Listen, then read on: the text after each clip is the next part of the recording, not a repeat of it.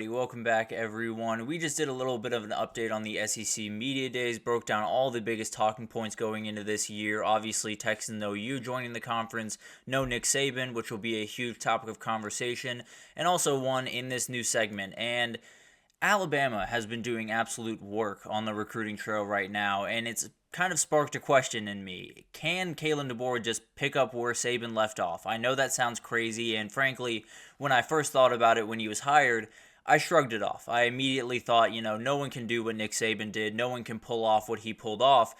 But I've been warming up to this idea, if I'm being totally honest. I do want it to be known before I really jump into this. Picking up where Saban left off doesn't necessarily mean he needs to go on a dynasty run, win 6 national titles in the next decade or so, and do just ridiculous things as the Alabama head coach.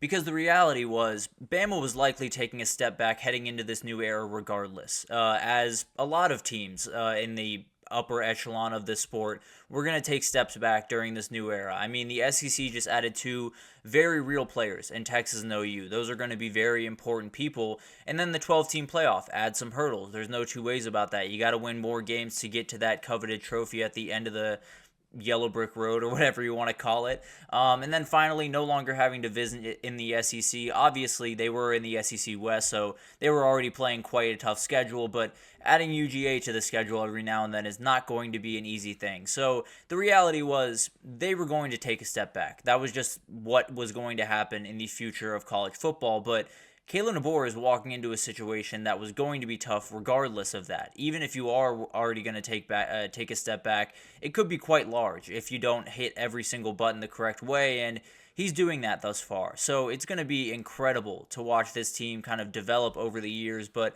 as of right now, I am struggling to find questions about Kalen DeBoer in the future at Bama. So I think the biggest thing in year one, obviously, and it's going to be a huge year for him for a million different reasons, but there's so many huge things to break down. Obviously, taking over for that guy, there's always going to be a bunch of things, but at the end of the day, apologies, messed up the segments there we go. But that guy right there, Jalen Milroe, is the most important player for this team. There is no two ways about that, and he has to get better at a very, very specific thing. That's the good news, actually. If you're a Bama fan, you don't wonder what the issue is with Jalen Milroe. You don't, search for it because there's not that many, to be totally honest with you. His legs are absolutely incredible. He throws a deep ball as well or maybe better than anyone in the entire country.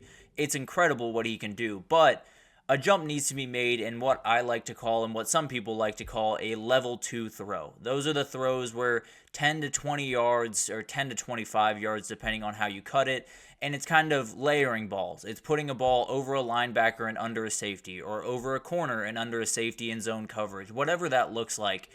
It's those throws that make NFL quarterbacks. Whenever you talk about an NFL level throw, it's never the deep ball. It's never the one that, you throw 50 yards downfield and there's an open receiver running and he catches it. Because most people can make those throws, and they should be able to if you're a starting quarterback, especially at Alabama. But the ones that are NFL throws are the outs that are 20 yards downfield, are the digs that you have to fit into a window. All of those are hugely important throws, and they're the ones that Michael Penix just made a living off of last year. Jalen Milroe needs to do that. He needs to be much better in that category, because if he isn't, then this offense is going to miss something. It's not necessarily going to be bad, because I think the run game is going to be really, really good and give them a good foundation, but if they want to hit the lofty goals that they absolutely can, that's the guy that needs to come together. There's no two ways about that, and that's the one thing that he needs to do a lot better.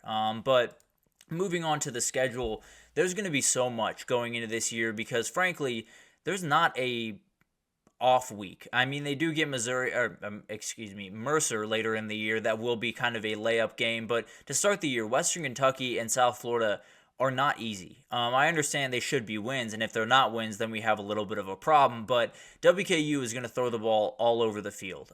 Whether it's TJ Finley or Caden Veltkamp at quarterback, they're going to throw the ball, and they're going to be in attack mode from the jump. And if you're a Bama fan, you know that back end is a little bit of a worry, which we'll get into here in a second. And then USF. I mean, that Bama game last year, obviously Bama did not play their best football by a long shot, but USF played a part in that game, and they got better from a year ago, so this could be a game where Alex Golesh goes out there and tries to get his signature win as a head coach. I don't necessarily think it's going to happen, but it definitely is more of a hurdle than some teams have in those two out-of-conference games.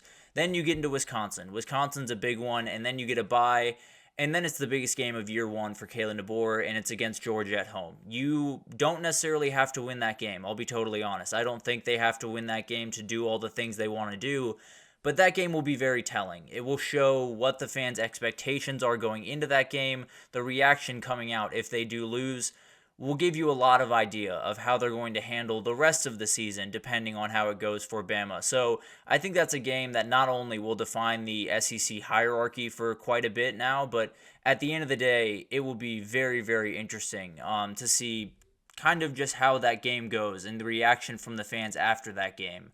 The MLB draft coverage, I cannot remember when our MLB show is on, frankly. It's a little bit later in the day. I'm sure Sam will have you totally covered with everything that happened last night. Definitely a huge night in MLB, so he will definitely have you covered a little bit later in the day. I'm not exactly sure what time, but late afternoon, I believe, is when he's on. So definitely tune back in then. But Bama fans, obviously, getting back to this, the biggest worry here is the back end. You got to have a really good back end if you're going to compete in the SEC this year, especially with the quarterback play that you will be facing in the SEC this year. And having Malachi Moore and bringing in Keon Saab from Michigan makes this a little bit easier. But I do still have my worries. I think there is a big difference between Bama being good and Bama being elite because of how many good quarterbacks they're going to play, because of how many times people are going to attack you through the air throughout the year.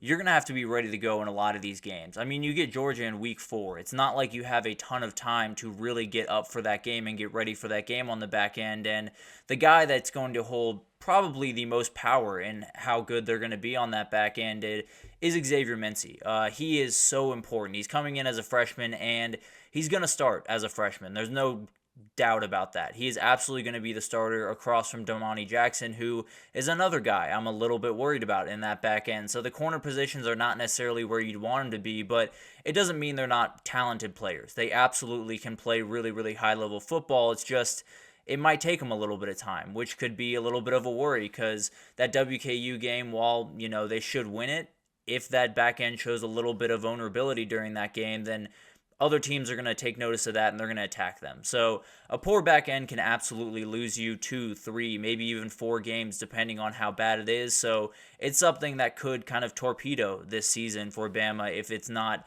handled the right way and if they don't come out pretty much swinging right away. And then the final piece of this bunch, frankly, is the biggest one of the bunch. Saban is gone.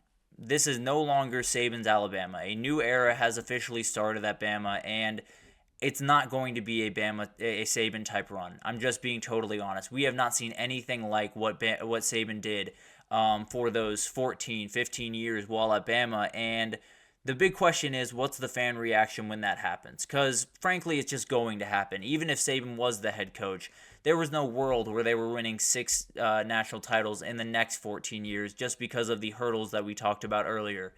College football is a really, really fickle sport. People change their opinions wildly, very, very quickly. Honestly, on a week-to-week basis, they can change their entire opinion on a head coach or a player or a team overall.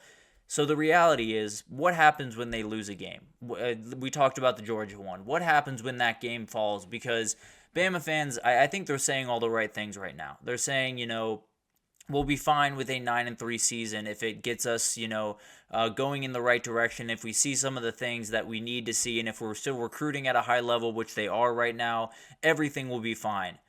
I don't think that's the case, if I'm being totally honest. I don't think there is a Bama fan out there that can look at their team sit around 16th in the country and be 9-3 and be satisfied with that. I'm not saying they're going to be calling for Kalen DeBoer's job or anything crazy like that, but I do think it could define the rest of his time there.